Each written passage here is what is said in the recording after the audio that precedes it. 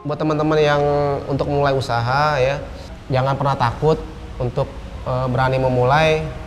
Kita harus yakini juga, harus sabar. Jadi kita harus siap gagal juga.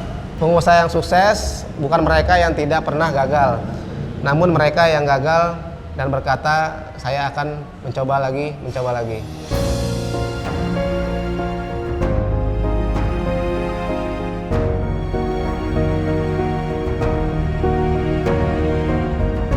Sampai 2 minggu lah jalan usaha sambal bakar ini kita diberikan ujian gitu. Jadi ketika karyawan itu membawa gas bocor itu ke dalam, akhirnya terjadi kebakaran. Saya sempat down, sempat ini juga gitu, takut untuk memulai usaha lagi. Jadi ketika masa pandemi itu kita sudah habis modal 1 miliar.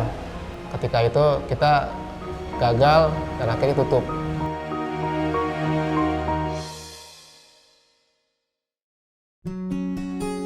Auzubillahi minasyaitonirrajim. Bismillahirrahmanirrahim. Perkenalkan, nama saya Rahmat Sentosa. Saya berasal dari Kota Bekasi. Alhamdulillah sekarang saya diamanahi untuk membuat sebuah brand, yaitu rumah makan sambal bakar Mang Asep. Saya berasal dari keluarga yang sederhana ya. Kebetulan orang tua saya itu seorang pedagang ya. Jadi ketika dulu saya waktu kecil, saya sering diajak berdagang. Ketika pagi beliau di pasar, sore harinya beliau berjualan di pasar malam. Jadi ketika itu saya sering banyak mendapatkan pelajaran dengan orang tua saya. Jadi orang tua saya itu pernah berjualan pakaian, sendal, telur, sampai dengan ikan asin itu pernah kita pernah berjualan sama orang tua. Jadi kita tahu gimana caranya berdagang sampai sekarang gitu. Ya alhamdulillah berkat orang tua kami saya mendapatkan banyak pelajaran sehingga kami ketika tumbuh dewasa kami bisa menjadi mandiri dan bisa juga membuat usaha itu dari nol sampai sekarang itu kita bentuk sendiri Pak gitu. Saya dulu pernah menjalankan usaha seperti ya menjual tahu bulat, ketika itu menjual es krim, terus juga kita membuka ayam bakar. Ketika itu kita gagal dan akhirnya tutup. Ya, yang membuat saya mendorong untuk membuka sambal bakar ini ya karena kita terus belajar dari kegagalan lagi. Nah, saya mencoba lagi dan coba lagi. Ketika itu saya bermodalkan ya minim lah ya Pak ya. Jadi ketika gagal itu saya tidak punya uang gitu. Akhirnya saya menjual sebagian emas gitu.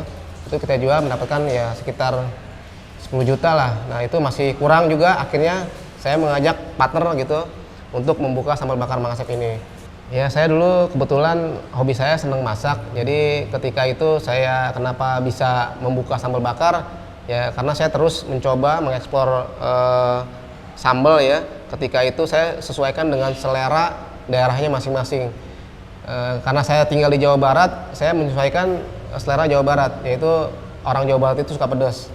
Nah, makanya itu ketika orang suka pedas ya, jadi saya tahu market kita di mana gitu. Nah, market kita anak-anak muda, itu kan suka pedas.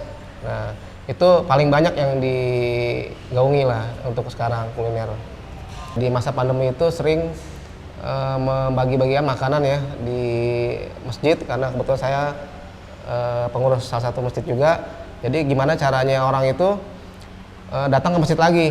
Nah akhirnya saya buat program ada namanya Jumat Barokah, yaitu sedekah nasi bok. Nah ketika itu saya jalankan ya alhamdulillah jamaah kembali lagi ke masjid gitu ya, banyak yang untuk ibadah. Nah makanya saya aplikasikan dengan usaha saya ini.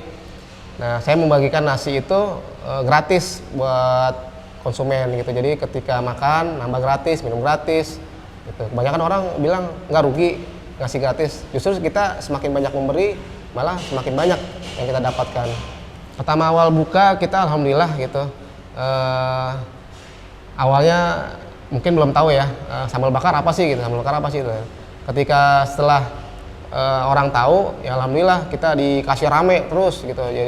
Jadi itu ramenya itu nggak berhenti Pak, dari buka sampai malam itu rame terus.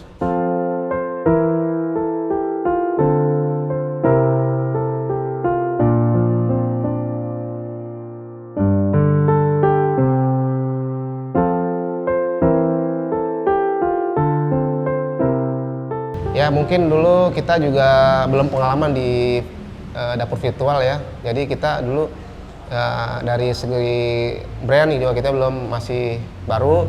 Terus dari segi makanan sih kita alhamdulillah gitu, maksudnya rasa enak gitu. Mungkin kita yang kurang dari promosinya gitu, itu yang membuat kita juga salah satu kurang berjalan.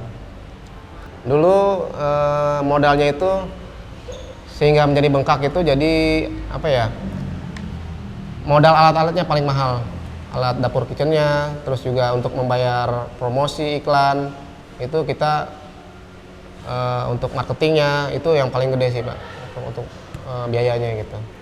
Jadi harus lihat juga marketnya juga gitu ya, jadi sehingga biar nggak terjebak seperti saya kemarin itu mencoba untuk dapur virtual, pada akhirnya kita gagal. Kita banyak kegagalannya itu dari karyawan, terus dari supplier gitu. Jadi ketika itu karyawan itu banyak masalahnya, jadi kita harus membuat karyawan itu menjadi keluar, jadi nggak ada yang betah kerja gitu. Nah supaya itu nanti kayak bahan bakunya gitu, itu yang jadi kendala kita gagal dulu. Jadi dulu kita masih manual. Buat teman-teman kalau emang ingin membuat dapur virtual, modalnya itu emang lumayan besar. Jadi ketika teman-teman membuat dapur virtual itu harus bisa target pasarnya gitu. Kalau dulu kan target pasar saya dulu, karena dulu masa pandemi. Sekarang masa pandemi itu udah lewat, jadi ya udah kelewat itu Pak. Jadi ketika masa pandemi itu kita sudah habis modal 1 miliar, 1 M. Jadi ketika itu masanya sudah lewat, jadi kita menjual produknya itu ada kopi, ada nasi goreng, ada makanan juga. Nah itu ketika itu kita kegagalan itu langsung salahnya itu buka langsung 12 outlet gitu. Jadi ya akhirnya terbengkalai gitu, tidak jalan. Ya jadi kita dulu ada berlima ya untuk modalnya itu. Jadi ketika dapur virtual itu tidak jalan, ya udah kita resikonya itu kita tanggung sama-sama. Dulu saya berpikir dapur virtual itu murah karena kan tidak perlu sewa tempat, tidak terlalu banyak karyawan. Ternyata nggak apa yang saya bayangin gitu. Ketika itu ternyata malah sebaliknya gitu, malah itu modalnya itu lumayan besar. Jadi kita harus mensiasati kegagalan kemarin gitu. Jadi pas dapur virtual itu tutup, ya udah akhirnya kita membuka sambal bakar gitu. Sampai 2 minggu lah jalan usaha sambal bakar ini kita diberikan ujian gitu. Kejadian kebakaran gitu. Yang menyebabkan jadi terbakar gitu, itu kebocoran gas. Jadi salah satu karyawan itu lalai untuk SOP-nya lah. Jadi ketika karyawan itu membawa gas bocor itu ke dalam, akhirnya terjadi kebakaran. Jadi ya alhamdulillah kebakaran itu sih tidak terlalu besar, tapi saya mengambil hikmahnya juga. Ketika terjadi musibah itu saya sempat down, sempat ini juga gitu, takut untuk memulai usaha lagi. Nah saya sempat istirahat 2 minggu, nggak buka lah gitu. Saya milih menenangkan diri dulu untuk teman-teman yang karyawan, kita liburkan dulu. Nah setelah Lebaran baru kita mulai lagi menjadi seorang pengusaha ya.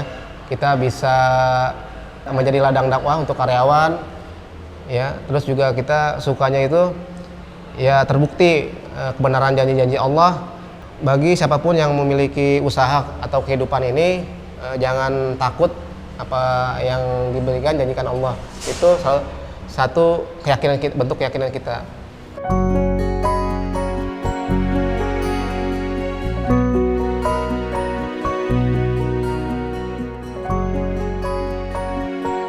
Alhamdulillah kita banyak hikmahnya ya dari kegagalan itu. Jadi kita terus belajar, kita terus gali.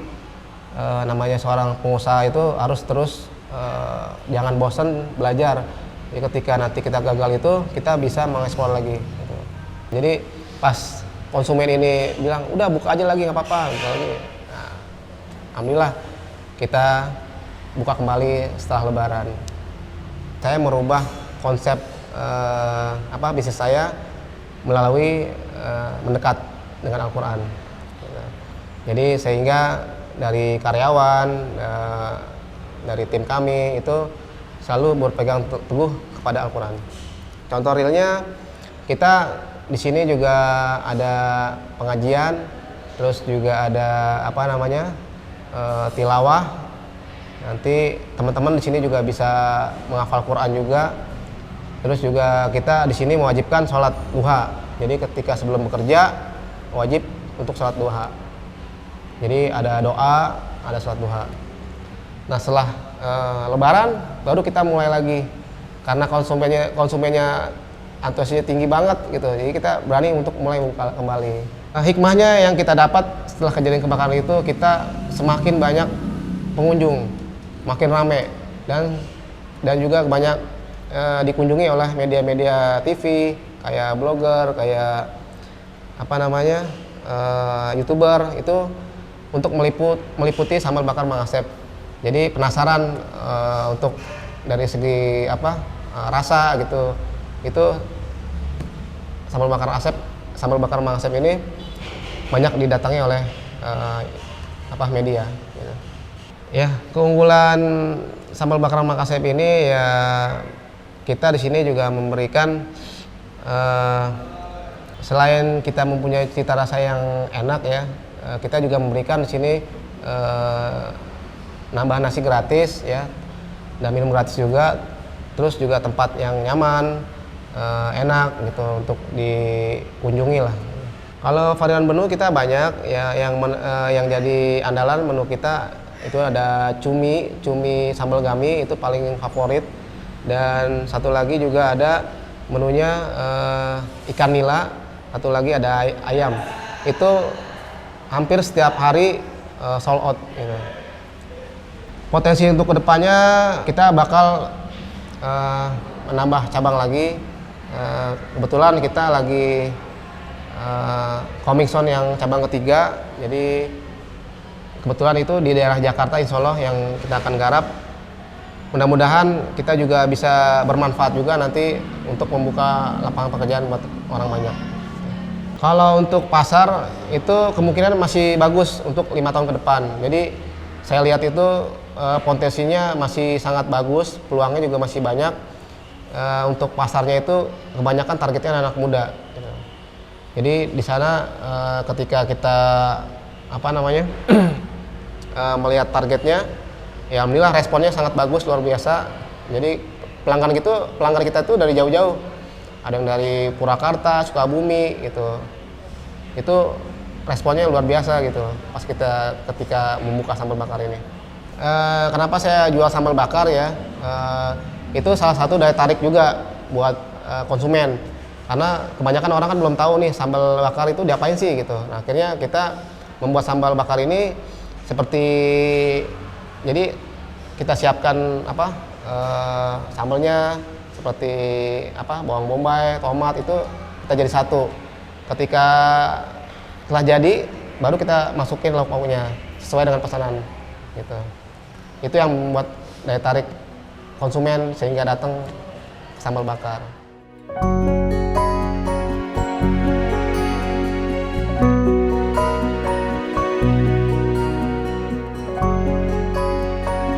Nah, buat teman-teman yang ingin merasakan sambal bakar, langsung aja bisa datang ke Jalan Keranggan nomor 2627 Jati Sampurna, Kota Bekasi. Untuk karyawan saya juga tidak bisa mengecek setiap hari ya.